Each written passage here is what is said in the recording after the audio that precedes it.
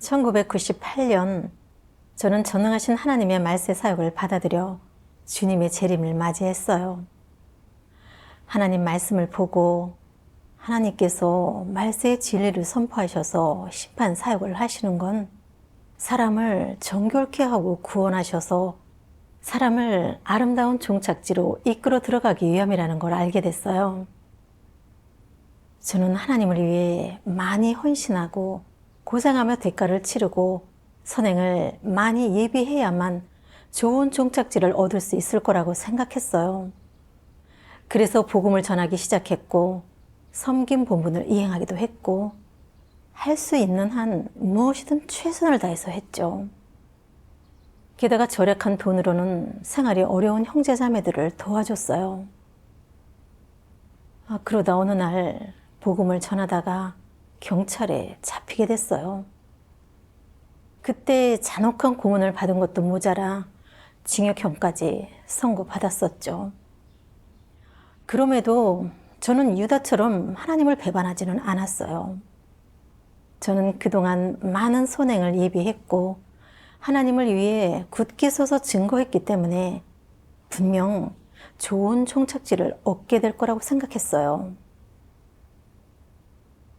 2018년 전 갑작스럽게 심장병이 발작하고 고혈압까지 생겼고 2번이나 입원했어요. 저는 제 병이 어떻든 불평하면 안 되고 하나님의 지배와 안배에 순종해야 한다고 생각했어요. 근데 뜻밖의 저는 보름 만에 퇴원했고 빠르게 회복할 수 있었어요.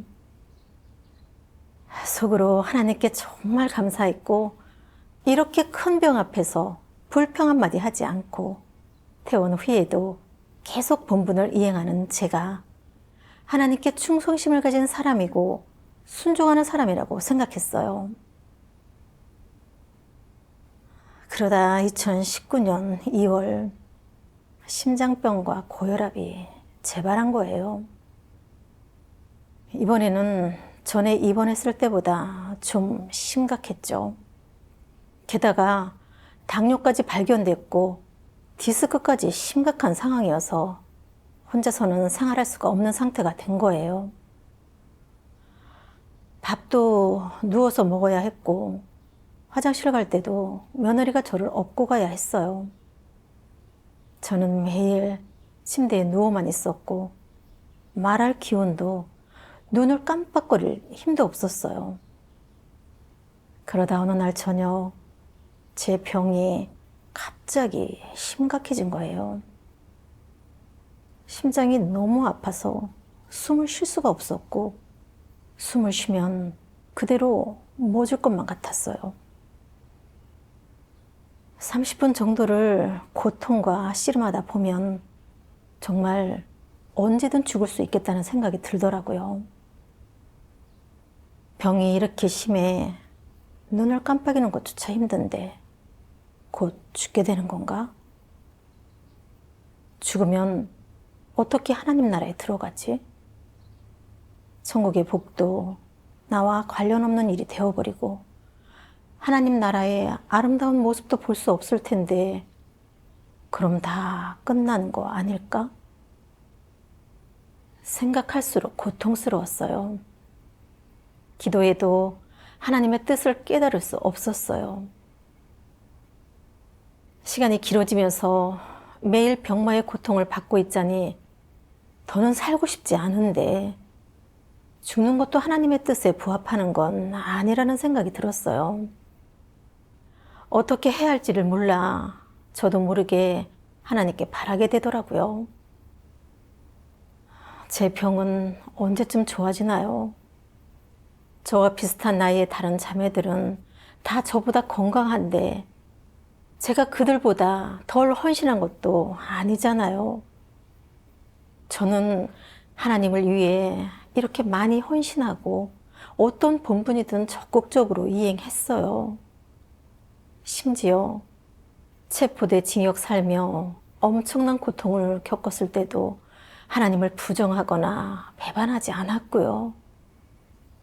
그런데 하나님은 왜 저를 지켜주지 않으시나요? 왜 제게 건강한 몸을 주지 않으시나요? 저는 원망으로 가득한 내적 상태에서 살았고 마음은 정말 너무 어두웠어요. 그 후에 심장이 더 심하게 아파서 저는 하나님 앞에 나와 기도하며 구했어요. 하나님, 갑자기 심장병이 너무 심각해졌어요. 당신의 뜻을 깨달을 수도 없고 어떻게 겪어나가야 할지를 모르겠어요. 저는 당신을 거역하거나 대적하기는 싫어요. 제가 공과를 배울 수 있게 깨우쳐 주시고 이끌어 주세요. 기도 후 하나님 말씀이 떠올랐어요. 전능하신 하나님 말씀. 병이 찾아오면 어떻게 겪어야 하느냐? 하나님 앞에와 기도하며 하나님의 뜻을 알기 위해 구하고 자신이 한 어떤 일이 진정 진리에 어긋나는지, 자신에게 아직 해결되지 않은 폐괴가 어떤 것이 있는지 성찰해야 한다. 고통을 겪지 않고서는 폐괴의 성품을 해결할 수 없다. 사람은 고통을 통해 단련받아야만 방종하지 않고 언제나 하나님 앞에서 살 수 있다. 고통이 생기면 늘 기도하느라 옷이나 음식, 즐거움 같은 것은 생각할 겨를도 없다. 마음속으로 내내 기도만 하면서 그동안 잘못하거나 진리에 어긋나는 부분은 없었는지 성찰한다. 대개 큰 병이나 희귀한 질병으로 크게 고통받는 경우 그건 우연이 아니다. 내가 병이 나거나 건강한 것에는 모두 하나님의 뜻이 있다. 하나님 말씀을 묵상하며 하나님의 뜻을 조금이나마 깨달을 수 있었어요. 하나님은 병마를 통해 제 생명을 거두어 가시려는 것도 아무 이유 없이 제가 이런 고통을 겪게 하시려는 것도 아니었어요. 하나님은 병마를 통해 저의 폐기 성품을 드러내 제가 공과를 배우게 하시려는 거였어요. 이건 절 향한 하나님의 구원이니 저는 하나님을 오해하거나 원망하지 말고 스스로 잘 반성해야 하는 거죠. 그 후에 하나님 말씀을 보게 되면서 저의 내적 상태에 대해 어느 정도 인식하게 됐어요. 전능하신 하나님 말씀. 많은 사람이 그저 질병을 치료받기 위해 나를 믿고, 많은 사람이 그저 나의 능력을 빌어 자기 몸에 있는 더러운 귀신을 쫓아내기 위해 나를 믿는다. 또 많은 사람이 그저 평안과 기쁨을 얻기 위해 나를 믿고, 많은 사람이 그저 내게서 더 많은 물질적 부를 얻어내기 위해 나를 믿는다. 많은 사람이 오직 이 생을 무사히 보내고 내세에 무탈하길 바라면서 나를 믿고, 많은 사람이 지옥의 고통을 피하고 천국의 복을 얻기 위해 나를 믿는다. 또 많은 사람이 내세에 무언가를 얻기 위해서가 아니라 그저 일시적인 편안함을 위해 나를 믿는다. 내가 사람에게 분노해 원래 사람에게 있던 기쁨과 평안을 거두어 가자 사람은 모두 의심하였다. 내가 천국의 복을 거두고 지옥의 고통을 주자 사람은 분노하였다. 사람이 내게 병을 고쳐달라고 할 때 내가 외면하고 혐오하자 사람은 내게서 멀리 떠나 더러운 무당을 찾아갔다. 사람이 내게서 얻어낸 것을 내가 다 거두어 가자 사람은 그림자도 보이지 않았다.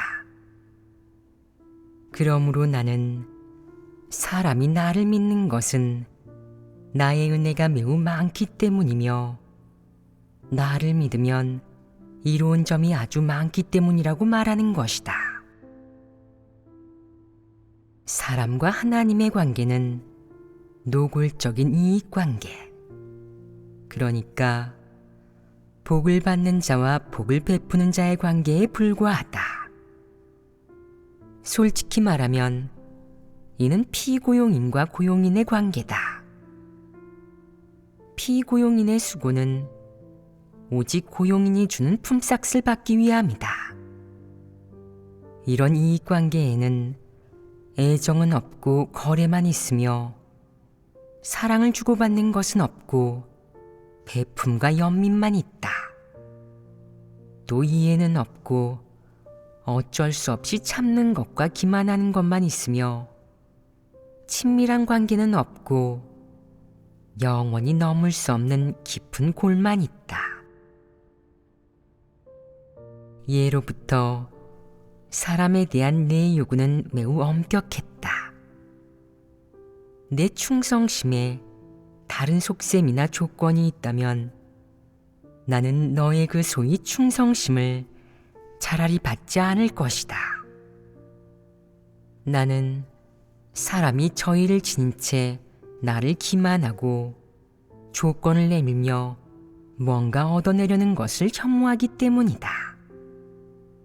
내가 사람에게 바라는 것은 그저 나에게 변함없이 충실하고 무슨 일을 하든 오직 믿음을 위해 그리고 믿음을 검증하기 위해 행동하는 것이다.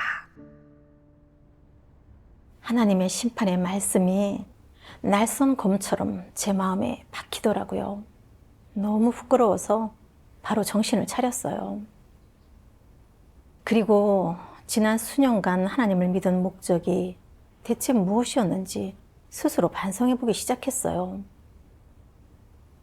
하나님을 믿은 후 저는 어려움을 겪는 형제자매가 있으면 도와주고 교회에 본분이 있으면 최대한 이행했어요.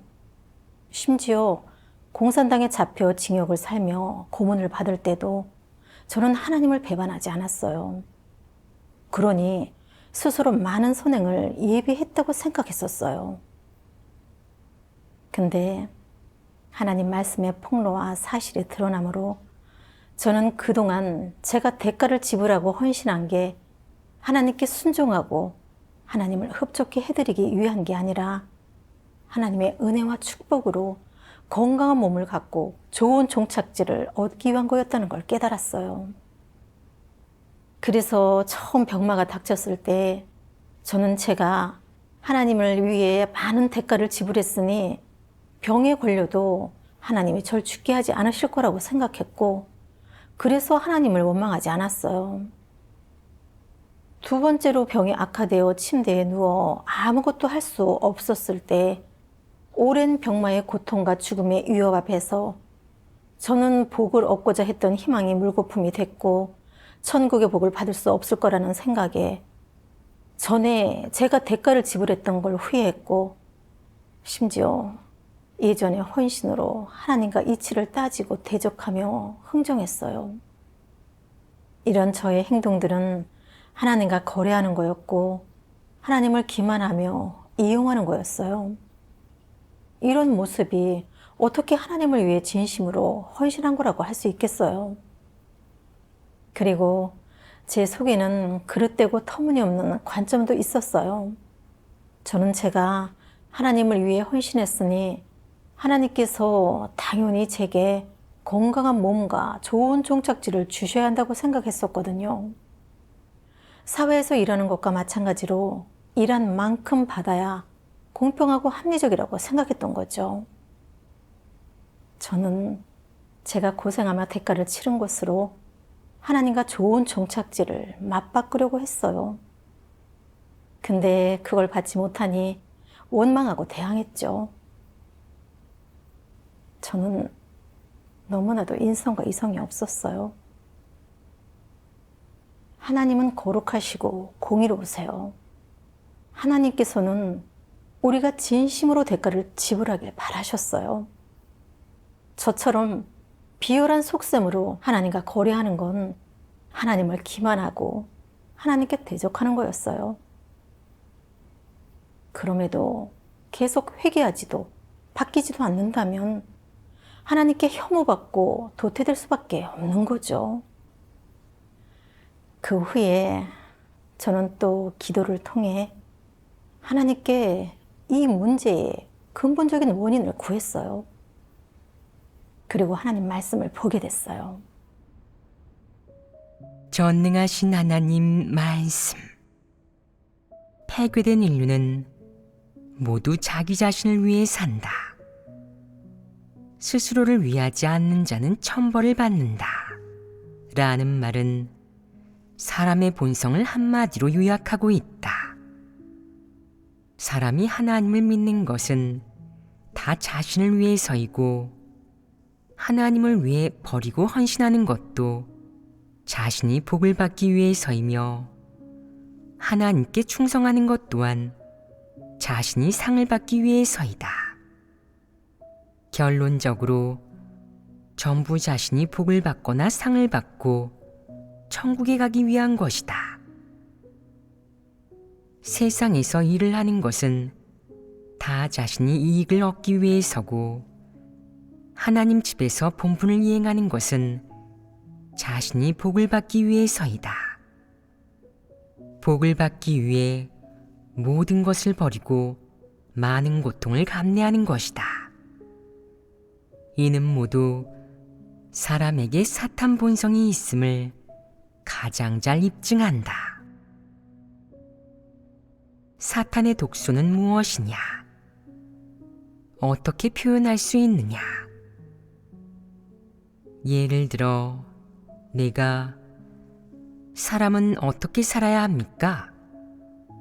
사람은 무엇을 위해 살아야 합니까?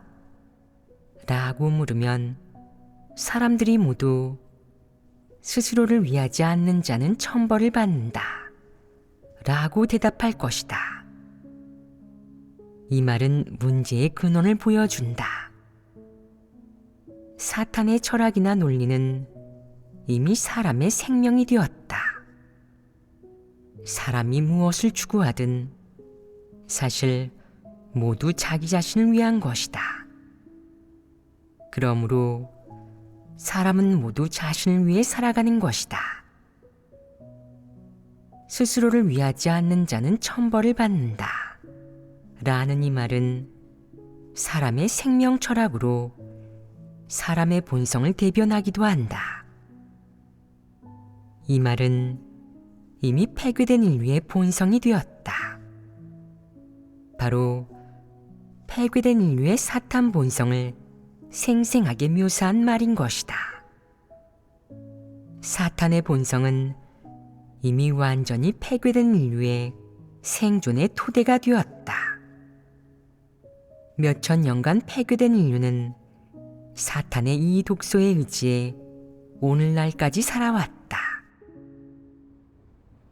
하나님 말씀에서 폭로한 게 바로 제 모습이었어요. 제가 하나님을 믿으면서도 하나님과 거래하고 하나님을 기만하며 이용하려고 했던 건 사탄에 의해 너무 깊이 폐기됐기 때문이었던 거죠. 사상 관점이 모두 사탄의 독소에 물들어 스스로를 위하지 않는 자는 천벌을 받는다. 입속만 차리면 손해볼 일이 없다와 같은 사탄의 논리 법칙으로 살았고, 제게 이득이 되는 일만 하려고 했고, 계산적으로 하나님을 믿고 포기하고 헌신했어요. 하나님에게서 좋은 것을 얻고 소소하게 헌신한 것으로 커다란 은혜와 축복을 맞바꾸려고 한 거죠. 저는 사탄의 독소로 살며 이기적이고 비열해졌고 이익만을 쫓았어요. 복이나 이익을 얻지 못하면 속으로 하나님을 원망했죠. 인성이라고는 조금도 없는 모습이었어요. 하나님께서는 인류를 구원하시려고 처음 성육신 하셨을 때 십자가에 못 박혀 인류를 구속하셨어요. 두 번째는 큰 붉은 용의 나라에서 성육진 하셔서 공산당의 핍박과 종교계의 정죄, 그리고 저버림을 겪으셨어요. 엄청난 고통과 굴욕을 견디시며 진리를 선포하셔서 우리를 양육하고 공급해 주셨죠. 하나님은 한 번도 우리에게서 무언가를 얻으려고 하지 않으시고 그저 묵묵히 인류를 위해 대가를 치르셨어요.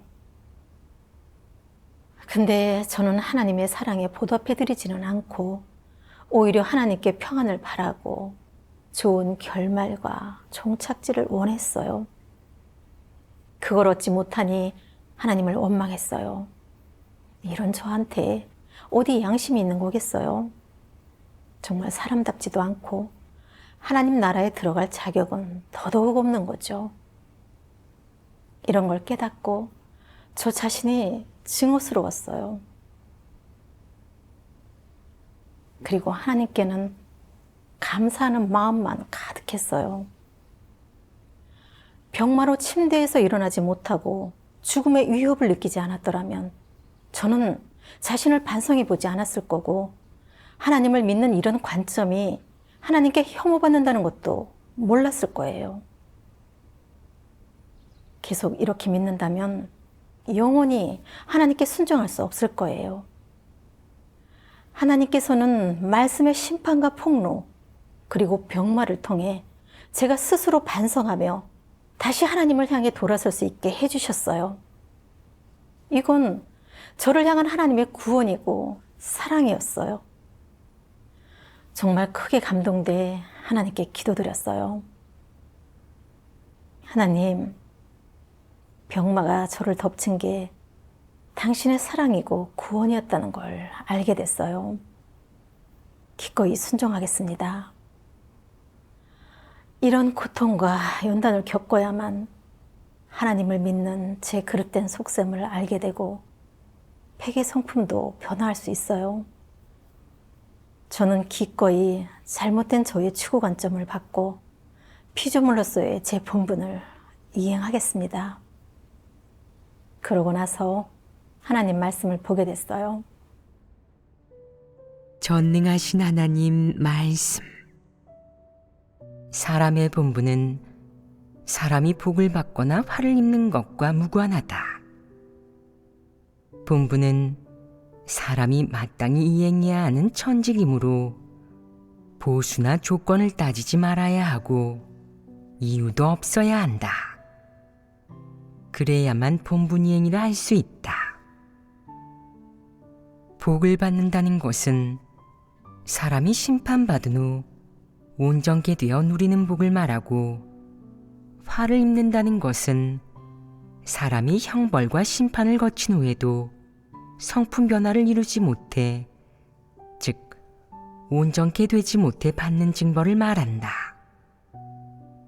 그러나 복을 받든 화를 입든 사람은 피조물로서 자신의 본분을 이행하는 동시에 자신이 해야 할 것과 할 수 있는 것을 해야 한다. 이것은 한 사람으로서, 그리고 하나님을 추구하는 사람으로서 갖춰야 할 최소한의 것이다. 너는 복을 받기 위해 본분을 이행했어도 안 되고, 화를 입을 것이 두려워 본분 이행을 거부했어도 안 된다. 내가 한마디 하겠다. 사람이 자신의 본분을 이행하는 것은 마땅히 해야 할 바이고, 사람이 자신의 본분을 이행하지 못한다면 그것은 사람의 패역이다.